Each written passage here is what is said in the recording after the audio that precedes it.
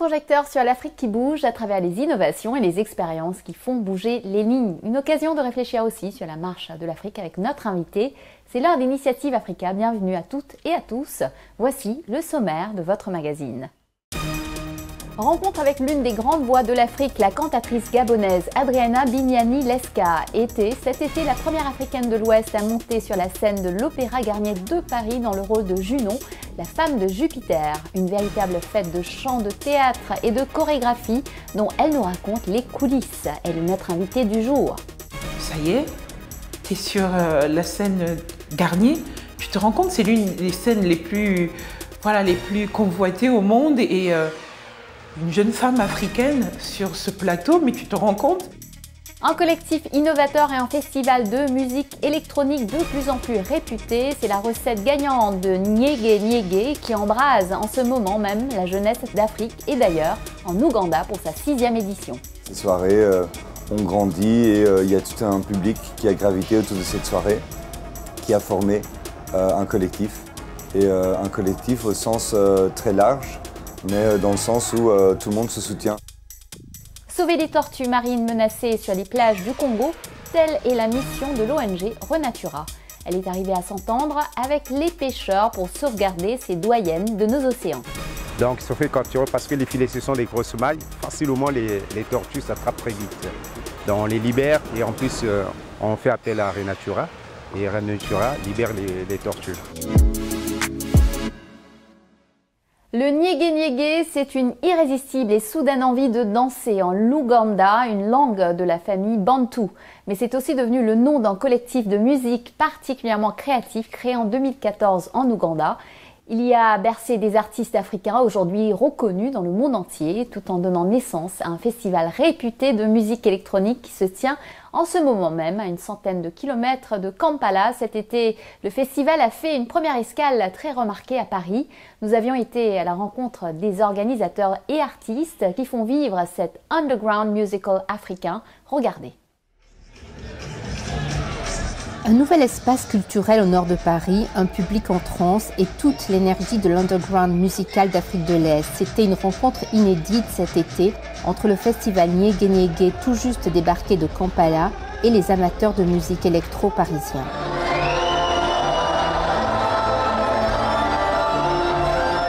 Première véritable sortie européenne aussi pour un jeune festival né en 2015, devenu en quelques années une belle référence sur le continent et qui ne demande qu'à se faire mieux connaître, notamment par la diaspora.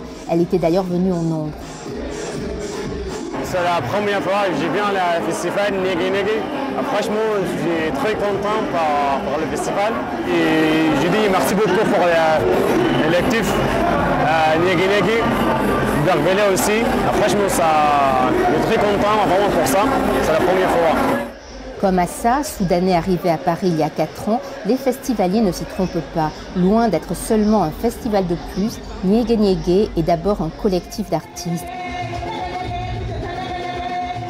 Il a vu le jour à Kampala dans le sillage de petites soirées organisées après des projections cinématographiques. Ces soirées ont grandi et il y a tout un public qui a gravité autour de cette soirée, qui a formé un collectif. Et un collectif au sens très large, mais dans le sens où tout le monde se soutient, tout le monde s'encourage et on a un espace créatif qui permet vraiment la prise de risque et ce qu'on ne retrouve pas souvent. C'est-à-dire que parfois il faut payer pour mettre sa musique à la radio, payer pour mettre sa musique à la télévision. La précarité de la culture musicale alternative est-africaine y trouve immédiatement son intérêt. Un studio d'enregistrement et une résidence d'artistes attirent les talents. Et celles qui affluent aussi rapidement vers ces opportunités, ce sont les femmes. Le collectif donne des ailes à toute une génération de DJ femmes et à des étoiles montantes, comme par exemple Turkana. Je pense que pour moi, la chose la plus intéressante est la communauté ou le processus d'apprentissage, le fait d'être entouré de tant d'artistes différents qui font des sons différents et de les rencontrer. C'est très inspirant parce que vous pouvez écouter des modèles que vous n'avez jamais écoutés. Mais c'est aussi une sorte d'échange. Chacun inspire l'autre, ce qui conduit à la création de nouveaux sons. Je suppose que c'est parce que Nyege a un studio chez lui et qu'il y a beaucoup d'artistes du Kenya, du Congo, de l'Ouganda et du Soudan. Donc tout le monde fait quelque chose de différent, mais dans le même espace et on peut collaborer. Donc c'est comme si votre esprit était automatiquement inspiré en étant entouré d'artistes.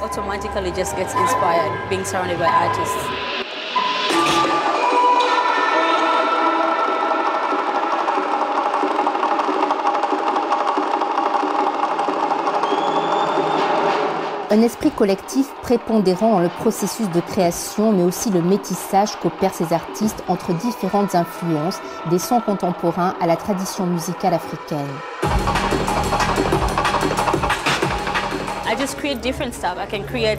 Je crée juste des choses différentes. Je peux créer de la techno. Donc en tant qu'artiste, vous faites vivre votre cerveau et ensuite vous créez. Mais je pense aussi qu'il est important pour les artistes africains de se référer à des modèles traditionnels ou à des sons traditionnels, de les échantillonner et de créer une nouvelle chanson, parce que c'est important de représenter qui on est. Mais je ne pense pas non plus que cela doit limiter votre créativité. Je pense que personnellement, je fais les deux. Par exemple, je fais des morceaux où je suis vraiment inspirée et où j'échantillonne des sons d'Afrique de l'Est. Je les échantillonne et puis je crée aussi des morceaux où je ne travaille pas avec n'importe quoi, tu vois. Je pense que la dualité des deux est incroyable.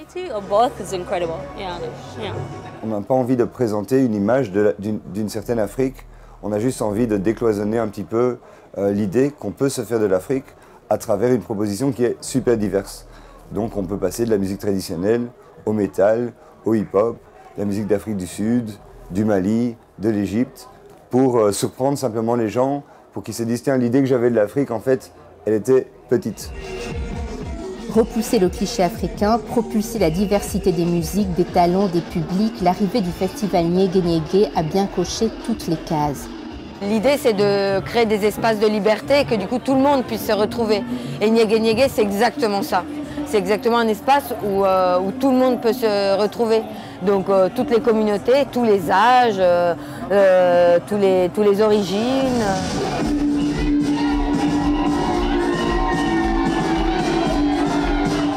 Cela n'empêche pas la magie Nyege Nyege de garder les pieds sur terre. Derrière l'enchantement, il y a aussi la création de labels, la recherche de reconnaissance et d'engagement lucratif pour les artistes du collectif. Ils affichent déjà 250 dates de représentation par an dans le monde entier. C'est clair, l'écosystème Nyege Nyege a besoin de déferler hors de l'Afrique pour s'affirmer. Et Paris semble déjà gagner à la cause. Dans un genre très différent, c'est le moment de retrouver une grande artiste africaine, la mezzo-soprano Adriana Bignani Leska. Elle a choisi la voie du chant lyrique qui l'a menée de Libreville au Gabon en France, au Conservatoire de Bordeaux, puis sur les plus grandes scènes internationales. Cet été, elle est montée pour la première fois sur la scène à l'Opéra Garnier dans Platée, une comédie lyrique composée en 1745 par Jean-Philippe Rameau. Elle a raconté ses débuts à Laurence Soustras et à Thierry Schiller.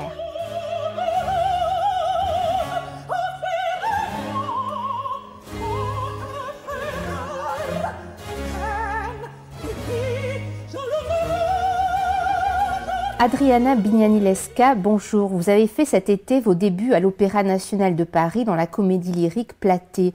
Comment avez-vous vécu ce moment, celui où vous avancez pour la première fois sur la scène de l'Opéra Garnier? Bonjour. Comment j'ai vécu ce moment? Ce moment, sur le coup, je n'ai pas réalisé parce qu'on était en pleine répétition à l'Opéra de Paris.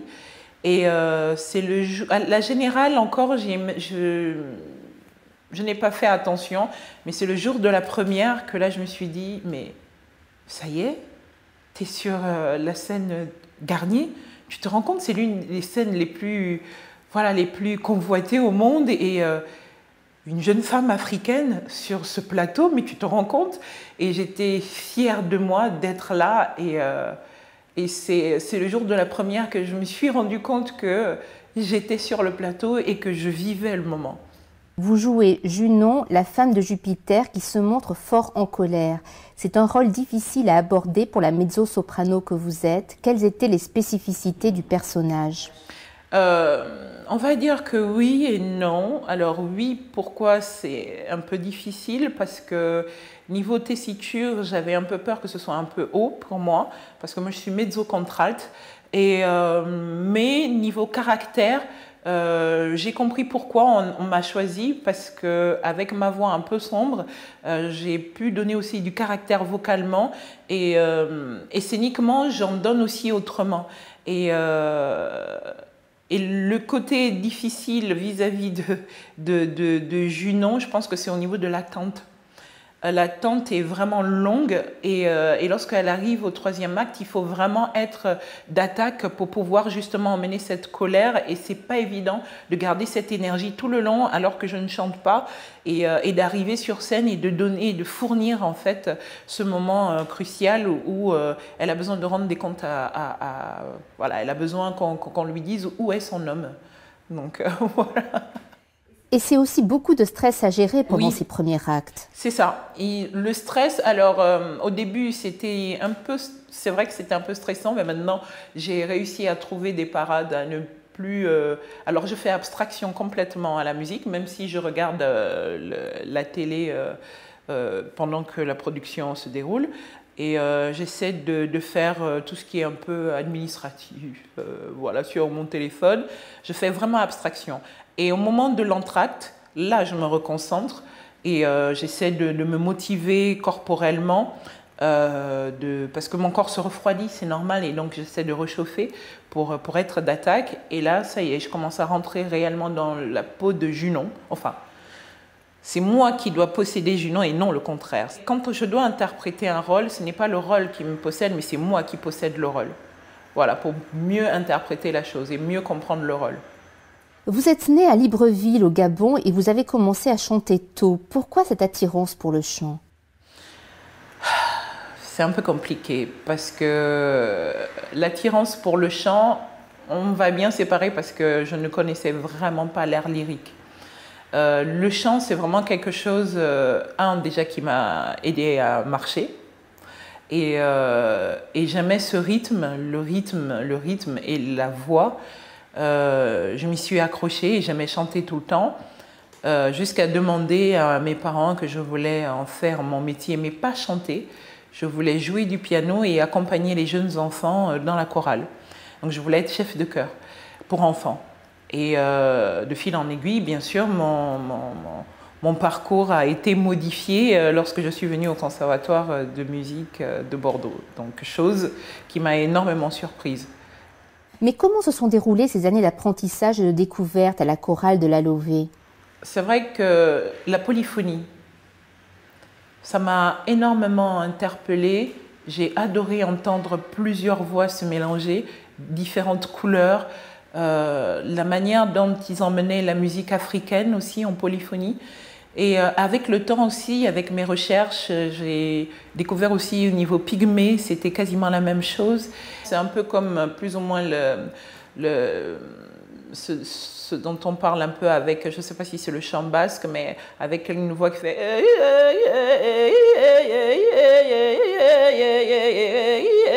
Et avec le mélange de sons un peu blues de chez nous, au Gabon, ça donne une particularité vraiment assez différente et que j'affectionne énormément.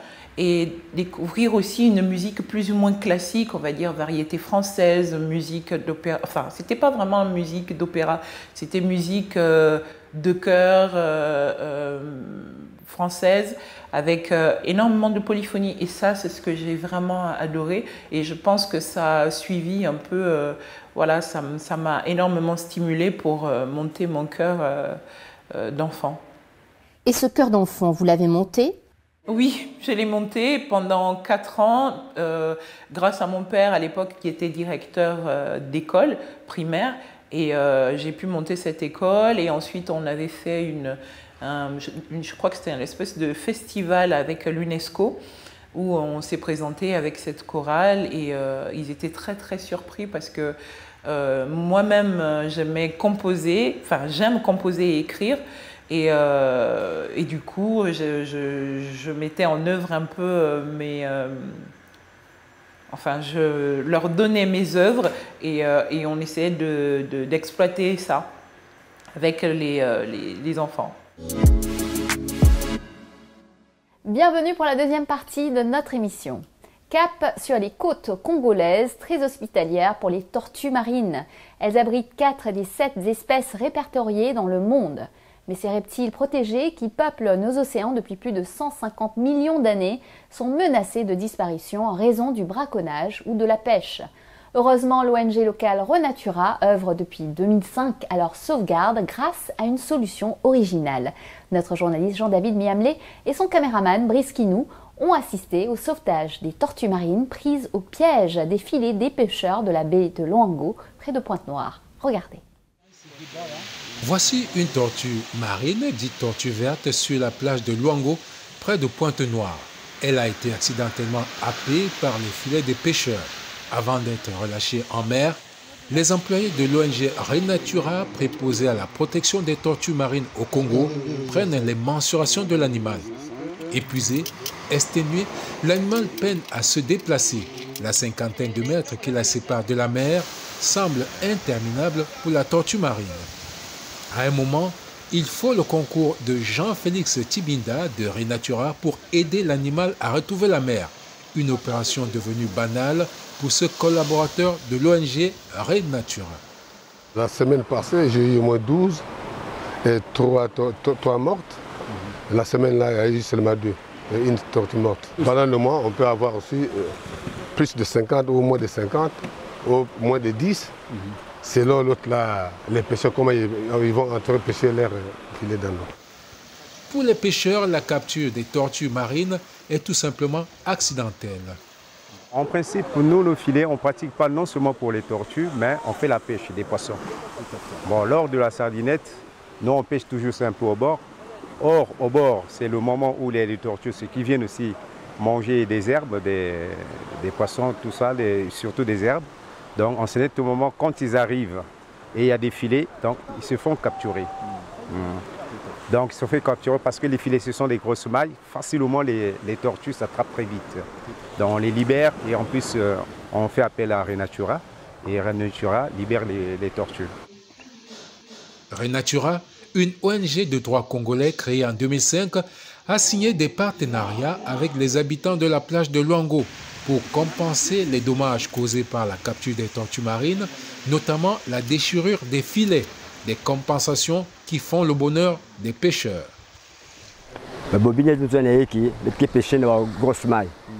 Lorsque nous attrapons accidentellement des tortues marines, nos filets sont endommagés. Par la suite, nous faisons appel à Renatura qui nous donne des ballots de filets pour compenser les dommages causés par les tortues de mer, et ça se passe bien. Quand nous avons commencé les activités sur les libérations de tortues sur toute la côte congolaise, nous avons signé un protocole d'accord avec les pêcheurs, protocole d'accord qui nous permet donc de donner du matériel nécessaire pour coudre les filets de pêche des pêcheurs qui ont été affectés par la prise des tortues marines. Donc lorsque un pêcheur capture une tortue, il vient, il nous informe, il informe notre agent qui est là en permanence sur le terrain, et l'agent vient, il constate les dégâts au niveau du filet du pêcheur, et voyant l'ampleur des dégâts causés, il estime le nombre de bobines qu'il faut donner au pêcheur. Et après cela, le pêcheur se rapproche de nous, on lui donne des bobines qui lui permettent de réparer les dégâts causés par la tortue. En fait, les côtes congolaises sont très hospitalières pour les tortues marines du fait de l'abondance de la matière nutritive comme les algues, les mollusques, les crevettes et poissons entre autres, et de l'habitat rocheux. Une véritable nurserie pour tortues marines qui abrite déjà 4 des espèces de tortues marines répertoriées dans le monde.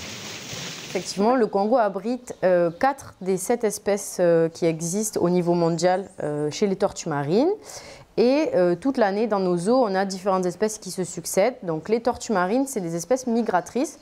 ce qui veut dire qu'en fait, elles parcourent de longues distances entre leur lieu de reproduction et leur lieu d'alimentation. Donc la baie de Luango, où on est durant le reportage, c'est un endroit où les tortues vertes passent la plupart de leur temps à leur stade juvénile pour venir s'alimenter. Mais on accueille aussi par exemple des tortues luttes. Et les tortues luttes au niveau mondial, le Congo, c'est le premier site à l'heure actuelle qui accueille autant d'individus de cette espèce-là. Avant, c'était la Guyane française. Aujourd'hui, les tendances se sont inversées. Donc non, ce n'est pas une légende. Le Congo accueille de nombreuses tortues marines qui viennent ici soit pour s'alimenter, soit pour se reproduire. Et ça, c'est lié particulièrement à la richesse, en fait, de la biodiversité marine qu'on peut y retrouver et qui fait partie de leur chaîne alimentaire. Mais aussi, en fait, au profil qu'on a des plages sur la côte congolaise qui permettent aisément aux tortues de monter et de venir nidifier pour se reproduire sur les côtes. Pour autant, une menace plane à l'horizon. Le nombre de captures de tortues qui viennent sur les côtes congolaises ne cesse de baisser. D'environ 3000 il y a 5 ans, l'on en est à 300 en moyenne ces dernières années. Peut-être que les activités industrielles, avec l'exploitation pétrolière et l'extension du port de Pointe-Noire, y sont pour quelque chose. Nous retrouvons l'artiste lyrique Adriana Bignani-Lesca pour la deuxième partie de son interview. Elle nous parle de ses débuts et du fossé culturel entre la musique classique et les Africains qu'elle aimerait aider à combler. Écoutons-la. Adriana Bignani-Lesca, votre apprentissage du chant vous a mené en France à 18 ans. C'était un choix familial. Vous saviez déjà que c'était le chant lyrique, l'opéra, votre avenir? Non, du tout. Lorsque je suis arrivée, c'était vraiment pour apprendre à jouer du piano et me perfectionner là-dedans, et ensuite suivre la deuxième option, être chef de chœur, spécialement pour enfants. Et pendant mon audition de piano, j'ai demandé, étant donné qu'il y avait une œuvre libre, œuvre imposée et une lecture à vue. Et j'ai demandé au directeur du conservatoire, est-ce possible que je puisse jouer et chanter en même temps pour l'œuvre libre? Il m'a dit, tiens, ça s'est jamais fait, mais pourquoi pas? Et là, il a été intéressé en disant, ah, mais au lieu de faire la formation piano, bon, déjà, et puis tu es un peu vieille, bon, ce serait bien de rentrer en département chant et art lyrique. Bon, déjà, c'était la première fois que j'entendais un peu ce mot. Qu'est-ce que c'est? Et donc il m'explique, c'est une façon de chanter, c'est une autre manière d'approcher la voix. Et le jour J, il me demande de venir et de chanter exactement ce que j'ai fait le jour de l'audition du piano. Bien entendu, lorsque j'arrive, j'entends des voix extraordinaires, hein, mais qui montaient à des sommets. Pour moi, c'était... j'ai pris peur. J'ai vraiment pris peur. Je me suis dit, je suis rentrée dans un asile de fous. Mais vraiment, hein, c'est très drôle sur le coup. mais là, quand je l'ai vécu, c'était vraiment terrifiant. Et le directeur m'a rassurée en disant, c'est une manière de chanter, il ne faut pas avoir peur. Et ça apprend justement à apprendre à connaître sa voix. Et là, ça m'a intriguée. Je me suis dit, pourquoi pas? Parce que pour moi, je n'avais pas oublié cette option d'être chef de chœur. Et je me suis dit, pour être chef de chœur, il faut apprendre un peu à connaître la voix. Et je me suis dit, pourquoi pas? Why not? Allons-y. Et j'ai chanté, les yeux fermés, et ils m'ont prise d'abord en initiation, parce que justement, je ne connaissais pas. Et après, j'ai fait ma formation jusqu'à avoir mon diplôme. Après votre formation à Bordeaux, vous enchaînez les rôles et distinctions jusqu'à ce premier prix dans la catégorie opéra pour la première édition du concours international des grandes voix lyriques d'Afrique ce printemps. C'est une nouvelle étape pour les artistes lyriques du continent. Alors, on va revenir en arrière parce que j'avais déjà eu un premier prix à Armel Opéra Compétition à Budapest, où j'ai eu mon premier rôle, mon premier grand rôle. C'était un rôle titre, L'Ange du Bizarre, c'était un rôle contemporain que j'ai fait à Pise, Budapest. Et après, à partir de là, j'ai eu aussi d'autres concours. Bon, c'est vrai que sur le concours de Africa Opera Lyrics, l'initiative est bonne parce que on met toujours à l'écart l'Afrique dans ce milieu, donc j'ai tenté le coup et surprise, j'ai été lauréate. Bon, ça a été un bon point. Même si au départ je me suis dit je le faisais juste pour me faire connaître de ma communauté africaine, parce que c'est un peu triste de le dire, j'ai souvent été un peu incriminée par mes confrères africains, c'est pas pour condamner mais c'est ma réalité, de me dire assez souvent ben, tu as choisi la culture des Blancs, reste-y. Et dans la culture des Blancs c'est un peu compliqué, tu es africaine, est-ce qu'on peut te faire confiance dans ce milieu? Du coup, le combat est très difficile et le soutien n'est pas forcément comme mes confrères lorsqu'il y a une personne qui se représente dans une production où il y a énormément d'encouragement. Je prends un exemple pour une Française, une chanteuse d'opéra française qui va se produire. Eh ben, les frères, bon, on va dire, c'est normal, c'est dans votre culture, mais on s'encourage énormément. Or, de ma communauté, c'est très, très, très difficile et j'aimerais vraiment que ça change un peu. Il n'y a pas que le lyrique, certes, mais on a choisi cette voie parce qu'on est tombé amoureuse aussi de cette filière. Mais ce n'est pas pour autant qu'on doit aussi renier nos frères et sœurs. Et ce n'est pas parce que nous, on est dans ce milieu qu'on oublie qui nous sommes, en fait.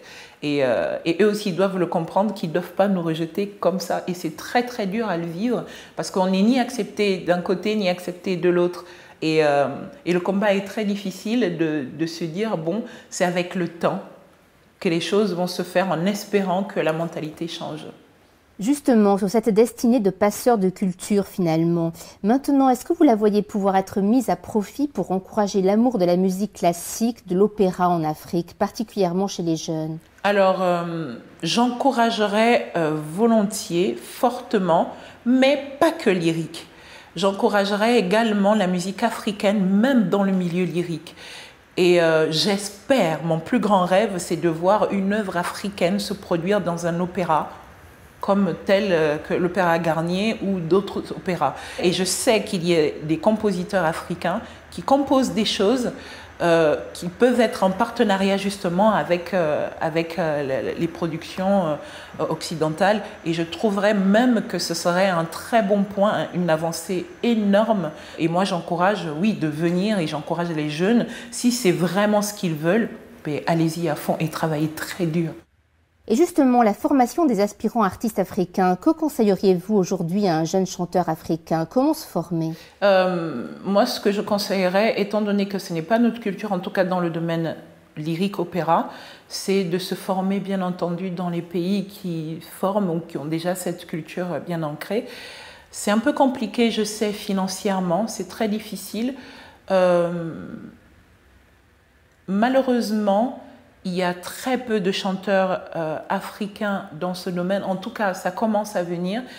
Ce que j'espère, c'est que ces personnes-là, lorsqu'elles vont avoir une forme de notoriété ou avoir cette possibilité d'enseigner, qu'ils aillent enseigner également en Afrique pour qu'il y ait un peu moins de coûts pour pouvoir aider justement les Africains qui n'ont pas de moyens de pouvoir venir et de permettre d'ouvrir un conservatoire ou alors de faire un partenariat avec des conservatoires d'ici ou des enseignants d'ici qui aillent en Afrique pendant un temps sous forme peut-être UNESCO, c'est une idée, hein, UNESCO, pour pouvoir justement former des jeunes enseignants ou des jeunes chanteurs pour on va dire, le chant de base. Mais de toute manière, à un moment donné, ils seront obligés quand même de venir, ce serait bien sous forme de bourse, pendant un nombre d'années, d'apprendre comment connaître sa voix, comment chanter avec sa voix, et surtout dans le domaine lyrique. Je pense que c'est important quand même de suivre cette formation et de quand même venir en Occident et de suivre cette formation, malgré tout. Et ça vous tenterait, vous, cette mission de transmission?